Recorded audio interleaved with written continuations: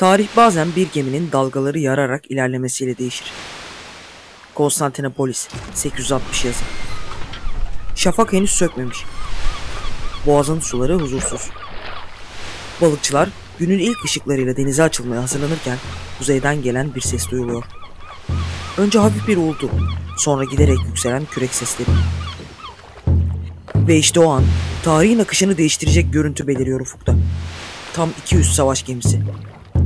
Her birinin provasında ağızlarından alev püskürtmeye hazır ejderha başları. Güvertelerinde demir zırhlı, uzun boylu savaşçılar. 1000 yıllık şehir tarihinin en beklenmedik misafirlerini ağırlamaya hazırlanıyor. Ne de onun atlı kavimleri ne güneyin çöl savaşçıları. Bu sefer gelen Kuzey Denizi'nin efendileri. Sakallarından buz parçaları sarkan, ellerinde baltaları, gözlerinde yanan zafer ateşiyle Vikingler. Ama kim bilebilirdi ki İstanbul surlarına dayanan bu korkulan savaşçıların bir gün bu şehrin en sadık bekçileri olacağını? Kim tahmin edebilirdi ki Ayasofya'nın mermerlerine isimlerini kazıyan bu alışılmamış savaşçıların imparatorların sağ kolu haline geleceğini? Bugün Ayasofya'nın duvarlarında hala onların izlerini görebiliyoruz. 1000 yıllık runik yazılar bu olağanüstü hikayeyi sessizce fısıldıyor. Boğazın derinliklerinde yatan Viking gemilerinin kalıntıları bu destansı hikayeyi anlatıyor. Eğer buraya kadar izlediyseniz lütfen devam edin. Çünkü bu video düşmandan dosta, yağmacıdan koruyucuya uzanan 1000 yıllık bir hikayeyi anlatacak. Kuzeyin buzul savaşçılarıyla Doğu Roma'nın altın şehrinin kesişen kaderi. Balta izleriyle destanlaşan, puslu denizlerde yol alan dev gemileriyle dünya tarihinin en büyük metropolüne doğru ilerleyen bir halkın hikayesi. Ellerinde keskin baltaları, ruhlarında sınırsız bir keşif tutkusu, gözlerinde fetih ateşiyle İstanbul'un surlarına dayanan savaşçıların destanı. Şimdi zamanı geri sarıyor ve Vikinglerin İstanbul'daki ayak izlerini takip ediyoruz. Kimdi bu Vikingler? Nereden gelmişlerdi? Ne amaçla İstanbul'un kapılarına dayanmışlardı? Kimi tarihçilere göre bir akın, kimi kaynaklara göre ticaret, kimi efsanelere göre ise tam bir istila girişimi olan bu yolculuk bugün tüm gerçekleriyle açığa çıkacak. Videoyu beğenmeyi, paylaşmayı ve düşüncelerinizi yorumlara yazmayı unutmayın. Hazırsanız başlıyoruz. Vikingler İstanbul'a geldiğinde şehir 1000 yılı aşkın tarihinin zirvesindeydi. Konstantinopolis, dünyanın en zengin, en görkemli başkentiydi. Altın kubbeli kiliseleri, mermer sarayları ve aşılmaz surlarıyla dönemin en büyük şehriydi. Ve bu şehrin binlerce yıllık tarihinde surlarına dayanan pek çok düşman olmuştu. Ama hiçbirisi Vikingler kadar uzak diyarlardan gelmemişti. Peki kimdi bu kuzeyli savaşçılar? Nasıl oldu da kendilerini Karadeniz'in sularında buldular? Hikaye aslında bugünkü Rusya topraklarında başlıyor. 9. yüzyılın ortalarında İskandinav kökenli Viking reisi Rurik kabilesiyle birlikte Novgorod'a yerleşti. Slav kabileleri arasındaki çekişmeleri fırsat bilen Rurik kısa sürede bölgenin en güçlü lideri haline geldi. Böylece tarihe Rus olarak geçecek yeni bir devletin temelleri atıldı. Rurik'in adamları İskandinav fiyortlarından çıkıp Baltık denizini aştılar. Viking gemileri Dnieper Nehri'nin sunduğu doğal yolu izleyerek güneye indi. Ama bazı Viking grupları için nehir ticareti yeterli değildi. Onlar daha fazla zenginlik, daha fazla şöhret, daha fazla macera istiyorlardı. Ve güneyde muhteşem bir şehrin hikayelerini duymuşlardı. Dönemin en zengin şehri Konstantinopolis. Buraya ulaştıklarında da büyük şehir anlamına gelen Miklagard ismini vereceklerdi. Rurik'in Novgorod'a gelişi sadece bir göç hikayesi değildi. Beraberinde getirdiği Viking savaşçıları bölgedeki etnik yapıyı tamamen değiştirecekti. Slav kabileleri önce direnç gösterse de zamanla bu yeni yönetici sınıfla bütünleşti. Kiev Rusyası'nın kurucuları olan bu insanlar da zamanla Slav kültürünü benimsediler. Ancak Viking köklerini ve savaşçı geleneklerini hiç unutmadılar. İşte İstanbul'u kuşatan ordu bu yeni medeniyetin gücünü gösterme arzusundaydı.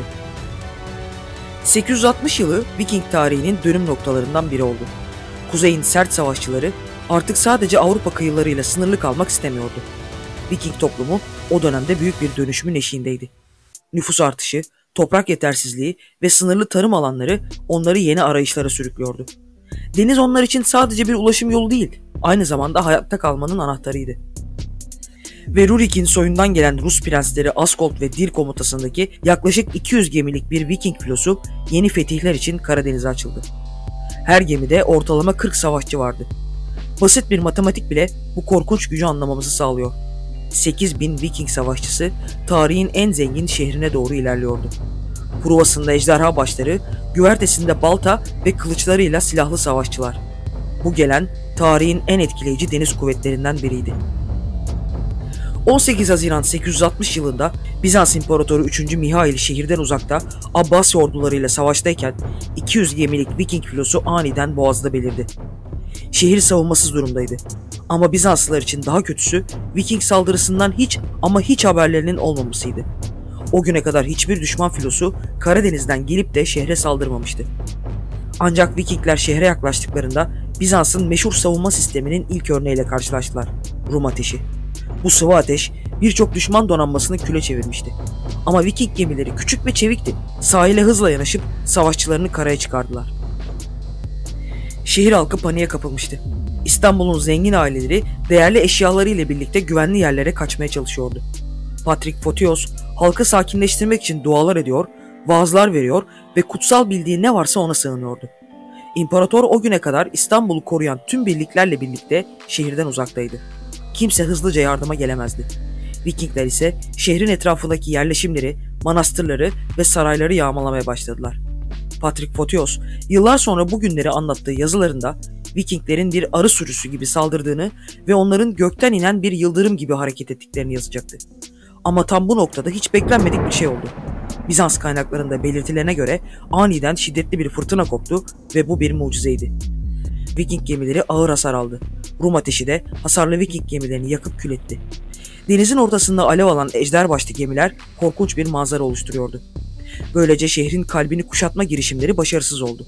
Ama Vikingler çevre köyleri ve manastırları yağmalamaya devam ettiler. Adaları da yağmaladılar. Tüm Marmara kıyılarını talan ettiler. Bu istila tam 4 Ağustos'a kadar sürdü. Ardından da İmparator Mihail geri döndü ve güçlü donanmasıyla Vikingleri püskürttü. Ancak Vikinglerin uğradığı bu yenilgi onların İstanbul'la olan ilişkisinin sonu değil, başlangıcı olacaktı. Çünkü Bizanslılar bu savaşçıların ne kadar etkili olduklarını görmüştü ve imparatorluk düşmanlarını dost yapma konusunda ustaydı. Viking gemilerinin boğaza girişi o dönemin tanıklarınca adeta bir kabus gibi anlatılır. Sadece gemiler değil, beraberinde getirdikleri savaş ve yağma kültürü de dönemin İstanbul'unu derinden sarstı.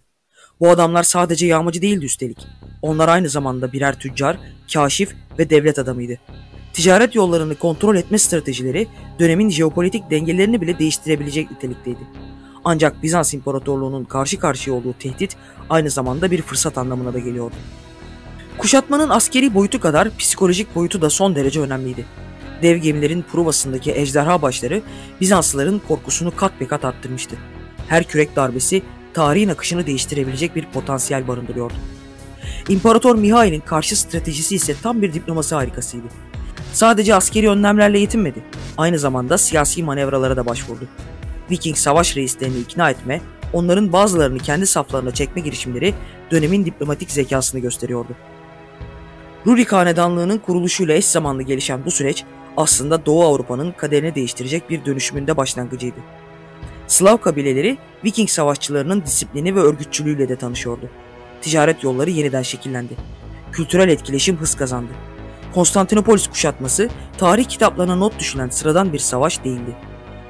Bu medeniyetlerin çarpıştığı, kültürlerin iç içe geçtiği, bazılarının kullanmayı çok sevdiği moda deyimle yeni bir dünya düzeninin habercisiydi. Ama asıl dönüm noktası 988 yılında geldi. Rurik'in soyundan gelen Kiev Knezi Vladimir, Bizans İmparatoru II. Bazil'in kız kardeşi Anna ile evlendi. Karşılığında Hristiyan olmayı kabul etti ve imparatora 6000 Viking savaşçısı gönderdi. Bu savaşçılar Bizans ordusunun elit birliği haline gelecek olan Verek muhafızlarının çekirdeğini oluşturdu. Sadece imparatora bağlı kalacaklardı. Hiçbir siyasi oyunun tarafı olmayacaklar, asla ihanet etmeyeceklerdi. Ve düşmanlıktan dostluğa, yağmacılıktan koruyuculuğa uzanan bu yolculuk tarihin en ilginç dönüşümlerinden biri olarak kayıtlara geçecekti. Artık İstanbul sokaklarında uzun boylu, sarışın Viking savaşçıları görmek olağan bir manzara haline gelmişti. Bu savaşçılar sadece muhafız değil, aynı zamanda şehrin asayişinden sorumlu bir polis gücü gibiydi. Gece devriyelerinde ellerindeki ağır baltalarıyla şehri dolaşırlardı. Verek muhafızları, uzun saçları, sol kulaklarına taktıkları kırmızı yakut küpeleri, zincir zırhları ve gömleklerine diktikleri süslü ejderhalarla tanınırdı. Bu yıllarda İsveç'ten Verek muhafızlarına katılmak üzere o kadar çok sayıda genç adam ülkesini terk etti ki Bu göçü durdurmak için İsveç topraklarında Bizans'ta yaşayanların ailelerinin mirasına ortak olamayacaklarını ilan eden bir yasa çıkarıldı. Ancak göç bir türlü önlenemiyordu. Çünkü Verek muhafızlarına katılmak kuzeyden gelen savaşçılar için çok büyük bir onurdu. Norveç'in gelecekteki kralı Harald Hardrada bile gençliğinde bu muhafız birliğinde görev yapmış, komutanlığa kadar yükselmişti. Bizans'ta geçirdiği yıllar boyunca büyük bir servet biriktirdi ve edindiği askeri tecrübeyle ülkesine dönerek kral oldu. Verek muhafızları sadece sıradan bir askeri birlik değildi. İmparatorun özel korumaları, sarayın güvenlik şefi ve hazine bekçileriydi. Bizanslılar onlara öyle güveniyordu ki imparatorluk hazinesinin anahtarları bile bu Viking savaşçılarına emanet edilmişti. İmparatorun özel koruması olarak görev yapıyorlardı. Sarayın en güvenilir adamları onlardı. İmparator yemek yerken onlar nöbet tutar, resmi törenlerde imparatorun arkasında onlar dururlardı. Hatta imparator öldüğünde hazine dairesine girip diledikleri kadar altın alma hakları vardı. Bu yıllarca süren sadık hizmetlerinin bir ödülüydü. Ama belki de en ilginci bu Viking savaşçılarının Bizans'taki günlük hayatlarıydı. Bir Viking savaşçısının Ayasofya'nın mermer korkuluğuna kazıdığı "Halfdan buradaydı" yazısı bu hikayenin sessiz bir tanığı ve 1000 yıl sonra bile hala okunabiliyor. Kim bilir, belki de bir askerin tören sırasında canı sıkılmış ve o yüzden böyle bir şey yapmak istemişti. Verek muhafızlarının kaderi Bizans İmparatorluğu'nun kaderiyle paralel ilerledi. 1204 yılında 4. Haçlı Seferi sırasında şehir düştüğünde Verek muhafızları son ana kadar savaştı. İmparatorlarını korumak için verdikleri yemine sadık kaldılar. Birçoğu bu savunma sırasında hayatını kaybetti. Tarih bize çoğu zaman şaşırtıcı hikayeler sunar. Vikingler ve İstanbul'un kesişen kaderi de işte böyle bir hikaye. Bir yanda Kuzey denizlerinin acımasız savaşçıları, diğer yanda 1000 yıllık bir medeniyetin başkenti. Bu beklenmedik karşılaşma, düşmanlıktan dostluğa uzanan eşsiz bir dönüşümün öyküsü. Bugün İstanbul'da yürürken surların üzerinde nöbet tutan Viking muhafızlarını, Haliç'te demirlemiş ejder başlı gemileri ve Ayasofya'nın mermerine ismini kazıyan Halfdan'ı hayal edebilirsiniz. Bu şehrin binlerce yıllık tarihinde Vikingler kendilerine has bir sayfaya sahipler. İstanbul her zaman farklı kültürlerin buluşma noktası oldu. Doğu ile Batı'nın, Kuzey ile Güney'in kesiştiği bu kadim şehir, Viking savaşçılarını da kendi hikayesine böylece dahil etti. Çünkü İstanbul'un hikayesi sadece tek bir milletin ya da kültürün hikayesi değil. Bu şehrin hikayesi tıpkı Viking muhafızlarının hikayesi gibi farklı dünyaların nasıl bir araya gelebileceğinin, nasıl kaynaşabileceğinin destanı. Bir bölümün daha sonuna geldik. Umarım hoşunuza gitmiştir. Videoyu beğenmeyi, paylaşmayı unutmayın. Ve yorumlarda düşüncelerinizi illaki yazın. Merakla bekliyorum.